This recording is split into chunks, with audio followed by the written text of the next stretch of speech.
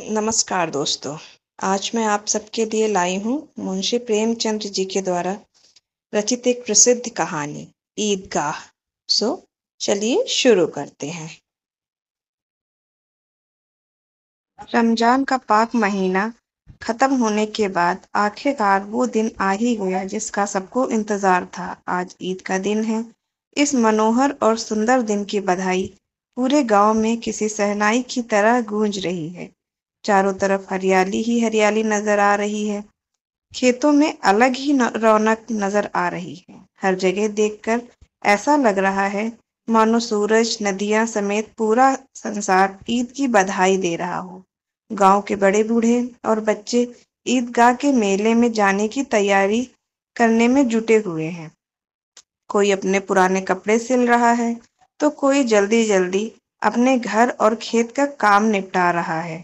ईदगाह का मेला गांव से 3 कोस की दूरी पर लगता है, जहां लोगों को पैदल ही चलकर जाना होता है। मेले से घर वापस आने में भी देर हो जाती है।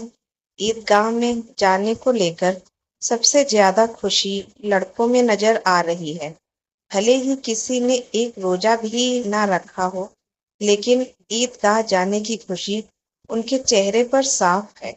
पूरे महीने ये लड़के इस दिन का बेसब्री से इंतजार करते हैं। इन लड़कों को घर की परेशानियों से कोई वास्ता नहीं। घर में सेवैयां बनाने के लिए दूध और शक्कर हो या ना हो, इन्हें तो बस सेवैयां चाहिए। उन्हें नहीं मालूम कि उनके अब्बू गांव के चौधरी कायम अली के घर भागते हुए जा रहे हैं, ताकि अपने घर में आज ईद के दिन चूल्हा जल सके और वो अपने बच्चों को सेवैयां खिला सके। ये तो बस ईदगाह जाने की राह देख रहे हैं। एक तरफ बैठा महमूद अपने पैसे गिन रहा है। उसकी जेब में 12 पैसे निकले। महमूद के पास बैठे मोहसिन मियाँ भी पैसे गिनने में लगे हुए हैं। 1, 2, 3, 8, 9, 15। मोहसिन खुशी से उछलकर पैसों को जेब में रखकर कहता है, इन्हीं अनगिनत पैसों से हम अनगिनत चीजें लाएंगे। मेले से ढेर सारे खिलौने, मिठाइयाँ और भी बहुत कुछ खरीद कर लाएंगे। गांव का एक गरीब बच्चा हामिद सबसे ज्यादा खुश है। हामिद 5 साल का एक दुबला पतला गरीब सूरत वाला लड़का है। हामिद के पिता पिछले ही साल हैजे से मर गए थे। उसकी माँ भी शरीर भी पीला पड़ गया था, जिसके बाद वह भी इस दुनिया से चल बसी। गांव में यह किसी को नहीं पता था कि हामिद की अम्मी के शरीर का रंग पीला क्यों हुआ था। परिवार के नाम पर हामिद के पास एक बूढ़ी दादी थी, जिसका नाम था अमीना। अमीना ने हामिद को बताया था कि उसके अब्बा बहुत सारे पैसे कमाने गए हैं और उसकी अम्मी अल्लाह के घर उसके लिए अच्छे अच्छे खिलौने लेने गई हैं। यह सब सोचकर और दादी की ऐसी बातें सुनकर हामिद बड़ा खुश रहता था। वह कहता, जब उसके अब्बू और अम्मी वापस आएंगे तो ढेर सारे पैसों और खिलौनों से वह मोहसिन, नूरे और सम्मी को चिढ़ाया करेगा। अपनी गरीबी से हामिद और अमीना दोनों ही वाकिफ थे। हामिद के पास एक भी जोड़ी जूते नहीं थे। उसके पास सिर्फ एक पुरानी और गंदी टोपी थी। यह सब सोचकर बूढ़ी अमीना अपनी कोठरी में बैठी रो रही थी कि आज ईद के दिन भी उसके घर में खाने के लिए कुछ नहीं है। वह ईद के दिन को कोस रही थी, जब उसे ऐसे ही अंधेरे में रहना है तो ईद आती ही क्यों है। तभी कोठरी में हामिद आता है और दादी से कहता है, तुम डरो मत, मैं मेले से सबसे पहले आ जाऊंगा। बूढ़ी अमीना परेशान थी कि गांव के सभी बच्चे अपने खालिद के साथ मेले में जा रहे हैं। वह हामिद को अकेले गांव से इतना दूर कैसे भेजे। कहीं वो मेले की भीड़ में खो गया तो वह क्या करेगी। उसके पास जूते भी नहीं हैं। 3 कोस कैसे चलेगा, पैरों में छाले पड़ जाएंगे। उसी दिन अमीना ने गांव के हफीमत के कपड़े सिले थे। बदले में उसे 8 आने पैसे मिले थे, जिनमें से 3 आने उसने हामिद को मेले में घूमने और मिठाई खाने के लिए दे दिए और बाकी के 5 आने अपने पर्स में रख लिए, ताकि ईद के दिन घर पर धोबन, नाइन और चूड़ी हारिन आए तो वो उन्हें सेवैयां खिला सके। कुछ ही देर बाद गांव का एक दल सज धज कर मेले की तरफ निकल पड़ा। मेले के रास्ते में जाते हुए बड़ी बड़ी इमारतें, बगीचे, कॉलेज, क्लब सब दिखने लगे। बच्चों के बीच खुसफुस होने लगी कि क्लब में तरह तरह के खेल होते हैं, यहाँ बड़े बड़े आदमी और मैडम बैट से खेलती हैं। महमूद: अगर हमारी अम्मी बैट पकड़ ले तो अल्लाह कसम उनके हाथ कांपने लगेंगे। मोहसिन: 100 किलो आटा एक बार में पीस डालती हैं, वो सैकड़ों घड़े पानी भरती हैं, इतना करने वाली के हाथ कैसे कांपेंगे? किसी अंग्रेजी मैम को बोलो एक घड़ा पानी भरने के लिए, तो उनकी आंखों के सामने अंधेरा छा जाएगा। महमूद: लेकिन हमारी अम्मी दौड़ या उछल कूद तो नहीं कर सकती हैं। मोहसिन: हाँ, उछल कूद नहीं कर सकती हैं, लेकिन गाय पकड़ने के लिए उनसे तेज तो मैं भी नहीं दौड़ सकता हूँ। आगे उन्हें हलवाइयों की दुकान मिली। मोहसिन ने कहा, अब्बा अब्बा ने बताया था कि रात को जिन आते हैं जो दुकानों पर बची हुई सारी मिठाइयाँ खरीद ले जाते हैं और बदले में रुपए पैसे भी देते हैं। हामिद को मोहसिन की बात पर यकीन ना आया। उसने पूछा, जिनको रुपए कहाँ से मिलते होंगे? मोहसिन ने बताया, जिनके पास खुद के खजाने हैं, उन्हें भला पैसों की क्या कमी होगी।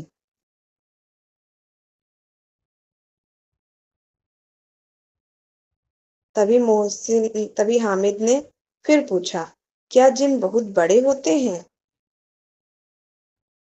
मोहसिन: हाँ, उनका सिर आसमान के जितना ऊंचा होता है, लेकिन अगर वो चाहे तो एक लोटे में भी घुसकर बैठ सकते हैं। हामिद: तो क्या जिन को खुश करने के लिए लोग कोई मंत्र फूकते हैं? मुझे भी पता चले तो मैं भी एक जिन को खुश कर लूंगा। मोहसिन: मुझे यह तो नहीं पता, लेकिन सुना है चौधरी के पास कई जिन हैं। उस उसके जिन तो चोरों और चोरी हुई चीजों का भी नाम बता देते हैं। एक दिन जुमराती का बछुआ खो गया था। 3 दिन बाद भी जब नहीं मिला तो वे चौधरी के पास गए। चौधरी ने फट से बता दिया कि बछुआ मवेशी खाने में है। थोड़ा आगे चलने पर पुलिस लाइन पहुंच गए। एक बच्चे ने कहा, यहाँ सब पुलिस वाले रहते हैं जो रात रात भर घूमकर घरों में चोरियां होने से रोकते हैं।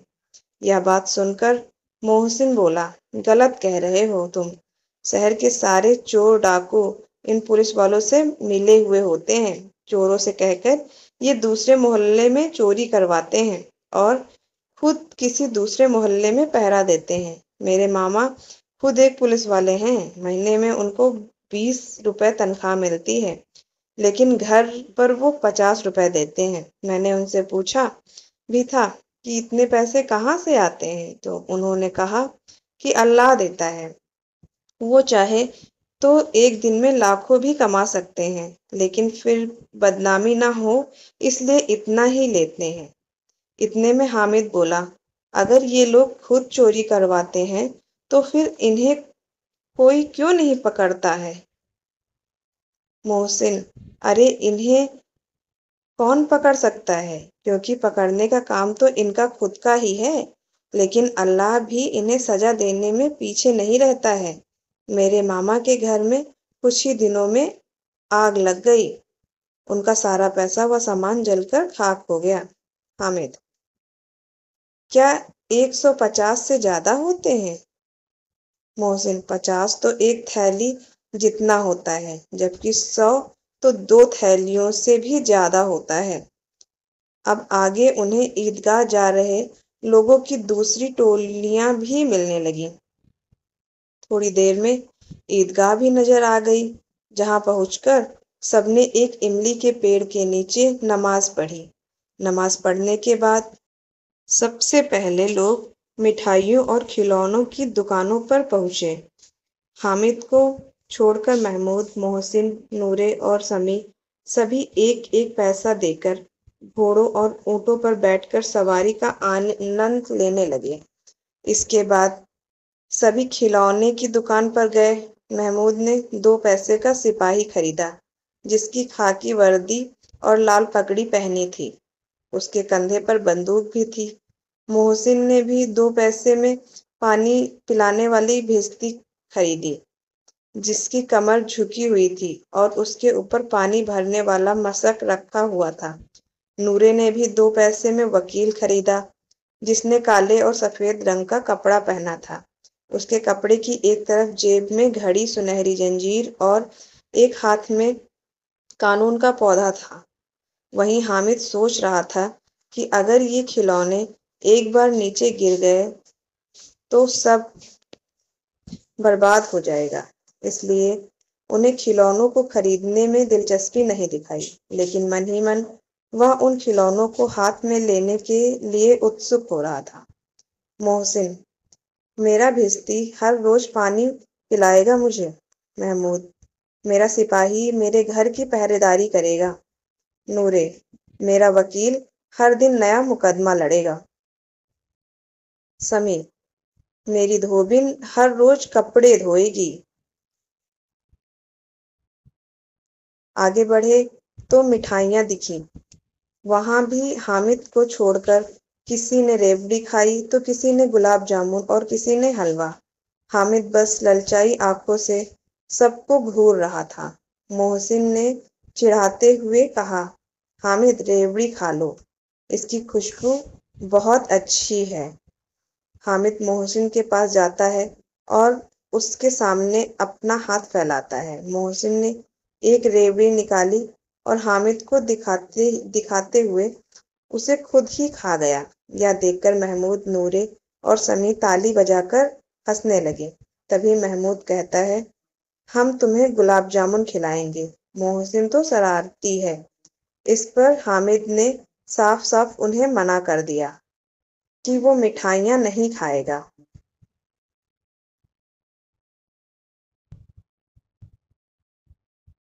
مٹھائیوں کی دکان کے بعد میلے میں کچھ لوہے کی چیزوں کی دکانیں تھیں، جہاں پر طرح طرح کے نقلی گہنے بھی تھے۔ لڑکوں کو ان میں کوئی دلچسپی نہیں تھی تو وہ میلے میں آگے بڑھ گئے اور شربت پینے لگے، لیکن حامد ایک چمٹے کی دکان کے سامنے کھڑا ہو گیا۔ اسے یاد آیا کہ روٹی بناتے سمے اس کی دادی کا ہاتھ جل جاتے ہیں۔ اس نے سوچا کہ اگر وہ چمٹا خرید لے گا تو دادی کا ہاتھ نہیں جلے گا اور وہ اسے ڈھیر ساری دعائیں بھی دے گی۔ حامد دکان سے چمٹے کی قیمت پوچھتا ہے۔ پہلے تو دکاندار حامد کو منع کرتا ہے کہ یہاں اس کے کام کی کوئی چیز نہیں ہے، لیکن بعد میں اس نے بتایا کہ اس چمٹے کی قیمت 6 پیسے ہے۔ اگر اسے لینا ہے تو وہ 5 پیسے لگا دے گا۔ حامد نے کہا، کیا 3 پیسے میں دو گے چمٹا؟ حامد کو لگ ہی رہا تھا کہ دکاندار اسے ڈانٹے گا، لیکن دکاندار نے ڈانٹنے کی جگہ حامد کو 3 پیسے میں چمٹا بیچ دیا۔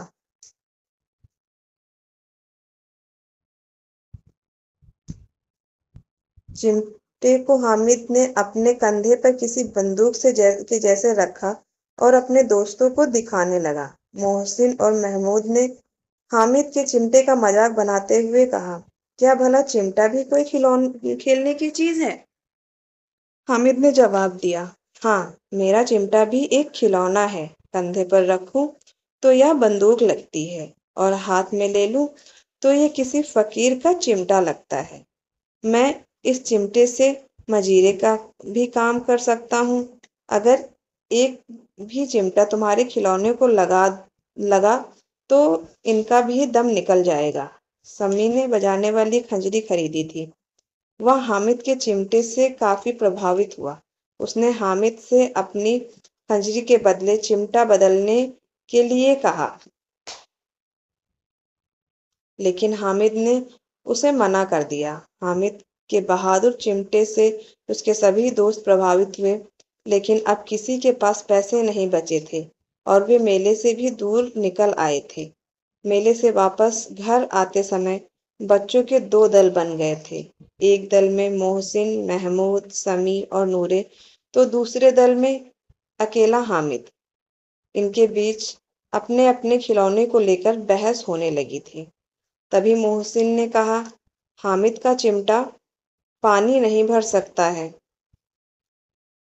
یہ سنتے ہی حامد نے اپنے چمٹے کو سیدھا کھڑا کیا اور کہا، میرا چمٹا بھشتی کو ایک بار ڈانٹے تو وہ دوڑا ہوا اس کے لیے پانی بھر کر لا کر دے گا۔ ایسے ایک ایک کر کے جب سارے کھلونے حامد کے چمٹے سے ہار گئے تو محسن نے پھر سے کہا، تمہارے چمٹے کا منہ ہر روز آگ میں جلے گا۔ اس بات کو سنتے ہی حامد نے کہا، آگ میں تو بہادر ہی کودتے ہیں۔ تم لوگوں کے کھلونے پورے دن گھر میں رہیں گے اور میرا بہادر چمٹا ہر دن آگ میں کودے گا۔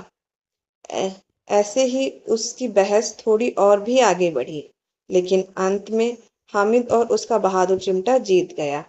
باقیوں نے بھی سوچا کہ ان کے کھلونے کچھ دنوں میں ٹوٹ جائیں گے، لیکن حامد کا چمٹا سالوں سال نیا بنا رہے گا۔ کچھ دیر تک چلی ان کی آپسی بحث کے بعد آخر سبھی کے بیچ صلح ہو گئی۔ صلح کے نام پر سبھی بچوں نے ایک ایک کر کے حامد کا چمٹا اپنے ہاتھوں میں پکڑتے اور حامد بھی ایک ایک کر کے ان کے کھلونوں کو دیکھتا۔ حامد نے سارے کھلونے دیکھنے کے بعد کہا، میں تم لوگوں کو بس چڑھا رہا تھا، بھلا کوئی چمٹا کیسے کسی کھلونے کی برابری کر سکتا ہے؟ یہ کھلونے بڑے سندر ہیں، ایسا لگتا ہے کہ بس ابھی یہ سارے باتیں کرنے لگیں گے۔